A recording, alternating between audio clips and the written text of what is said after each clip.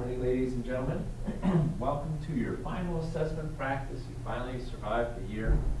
All right, we're just going to go down through and go through your basically what I'm giving you to get ready for your final exam, which is next Tuesday.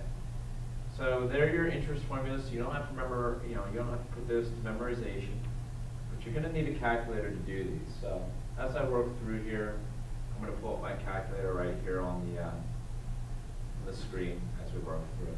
So if you deposit $18,000, that will be your P value, an account that earns 0.075 or 7.5%. This is my rate. How much money will I have after 1 year? So what's my T? If the interest was compounded so many times, so N is going to be 12 in this first case. So in my first problem here, it looks like we're going to be using. It looks like these formulas are the same, huh?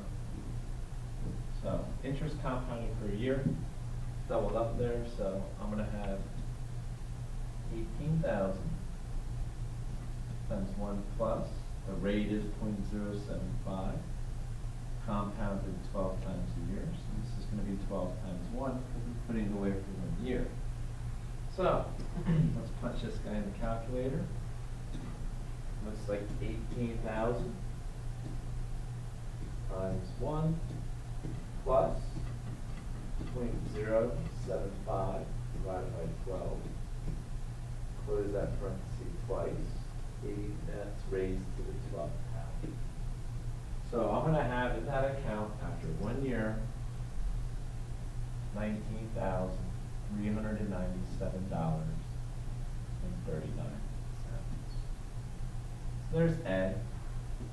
Let's go through B here. If I compound weekly, that would mean N is 52. So now we have A equals 18,000. 1 plus 0.075 is still our rate. We're compounding 52 times, and we have 52 times 1. All right, so this time we're going to plug this in. All right. And rather than type it, I guess I will have to type it again, 18,000 times 1 plus 0.075 divided by 52. Close that twice. And we're going to raise that to 57. So now I'm looking at $19,400. Slight increase there, and 87 cents. And continuously. Now this formula is a little bit different. It's this one right here. So it's still 18,000. E to the rate 0.075 times T in 1. Okay, so I'm going to jump over here again. 18,000 times E. Okay, that wasn't E apparently. Where are you? There you are.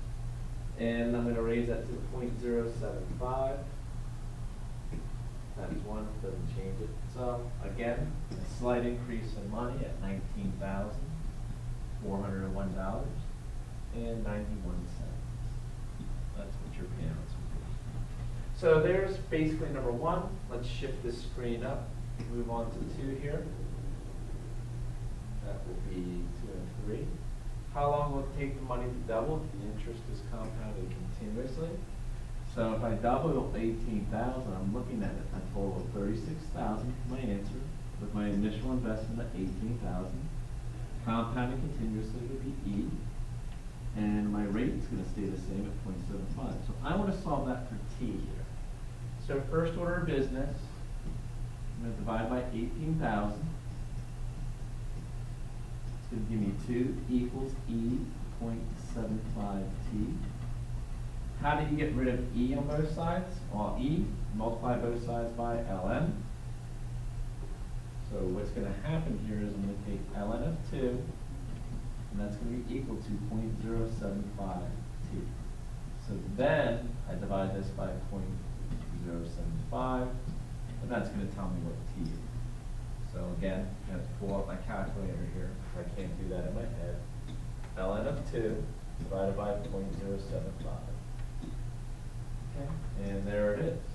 So you're looking at T equaling 9.24 years.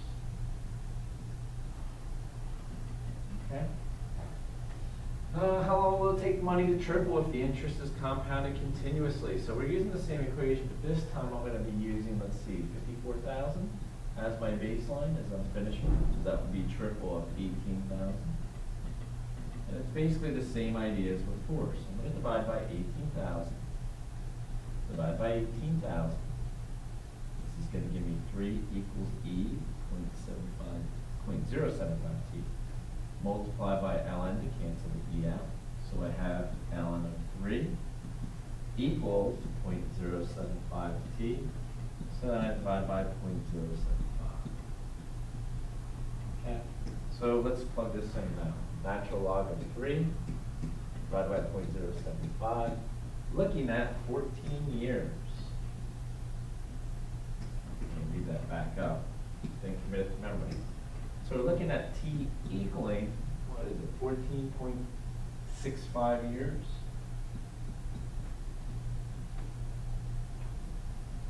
No, this is 6. Okay.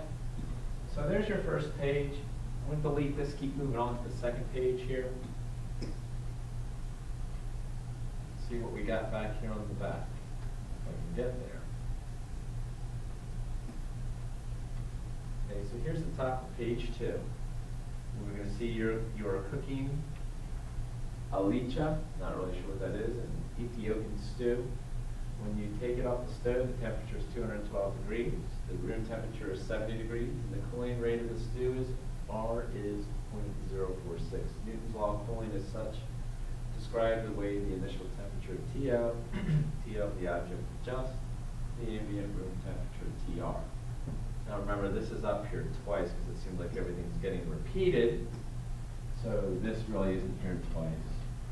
This isn't here twice, and this isn't here twice. So that's what you're kind of looking at, okay? Now TO, they said, was, describes the initial temperature TO of an object as an ambient temperature, which is TR over minutes. Okay, so graph the function, limit your domain from 0 to 60. So right there, we're going from 0 to 60. Okay, so let's get moving here, shall we? Okay, to get set up, what our graph is actually going to be looking like is, we don't know T, because T is going to change, but the original temperature of the stew is 212 degrees. We are going to subtract the room temperature from that, which is 70 degrees.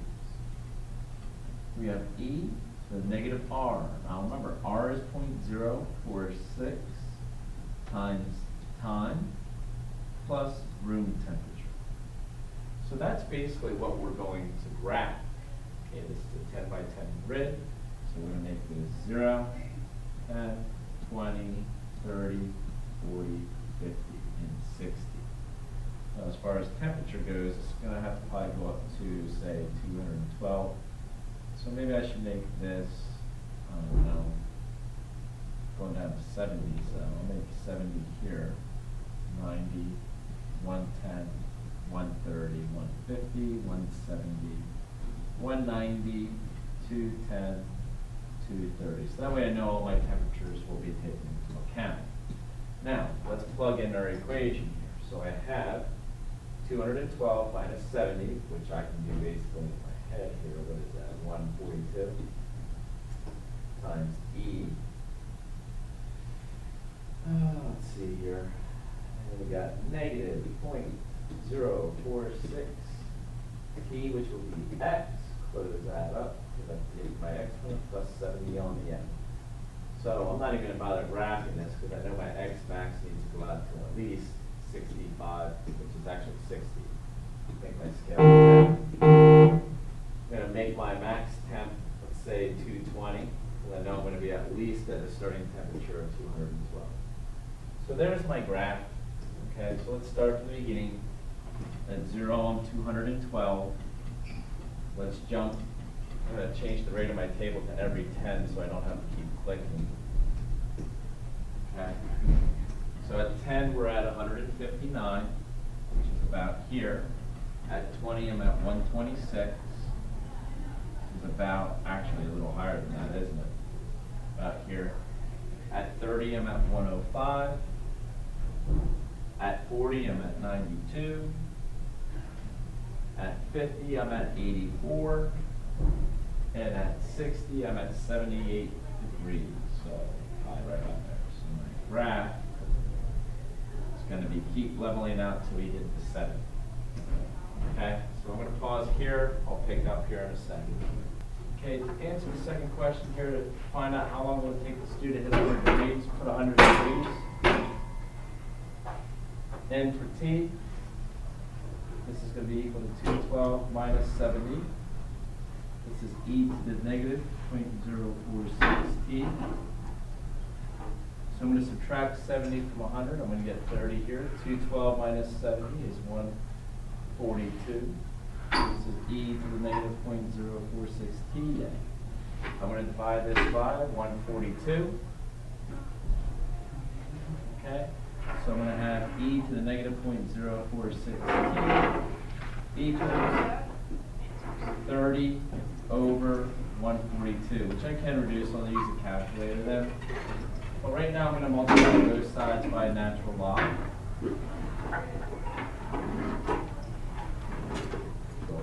Okay, so basically what I'm going to type in natural log. So I'm going to go back, ln of 30 over 142. Hit enter. So that's what I have, negative 1.55. That basically is equal to negative 0.046 t, which would be 1.554629676. Okay, so I'm going to divide my answer then by negative 0.046. So how long is it going to take? It's going to take t, which is in minutes, 33.796, basically 7.33.8 minutes. All right. Now, don't have a lot of time here, so I'm going to keep moving. We're going to jump down here to number 3 and 4 and 5, but we'll do 3 and 4.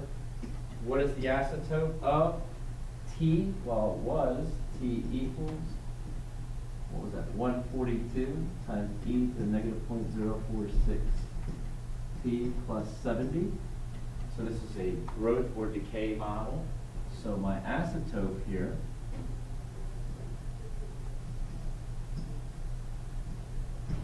is equal to 70 degrees Fahrenheit.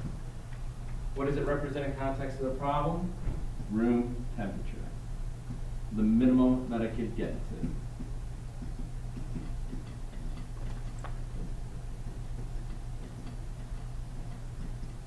Okay, so in number 4, what is the temperature of the stew after 9 minutes?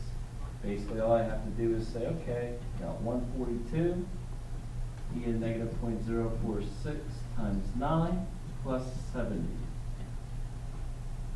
Okay, so all I really have to do to look this up is go to my calculator, go to my chart after I change this back to 1 change.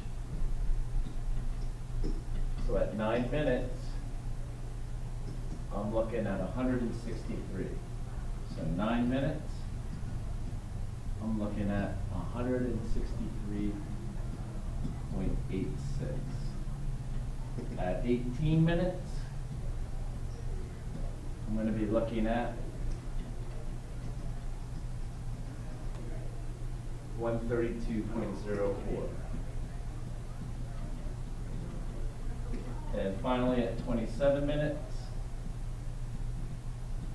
I'm going to be at, it's already rounded to the nearest 100, so that's nice, 111.01 degrees. So there's basically 3 and 4. Let's try to finish up 5 here. I might not get through all of them. Okay, as you can see, I already have 5 set up. I only have about 30 seconds to do this, so that's why you're going to see me fly. I'm going to divide by 142 here, so we might have e to the negative 0.46 t equals 130 over 142. I'm going to ln this. Okay, so then whatever the ln of 130 divided by 142 is, I am going to divide that answer by negative 0.46, and that will be t. Pause this. Okay, since I only had about 7 seconds left, there are the last 3 answers for you. If you have any problems, email me, Twitter me, do what you do. See ya.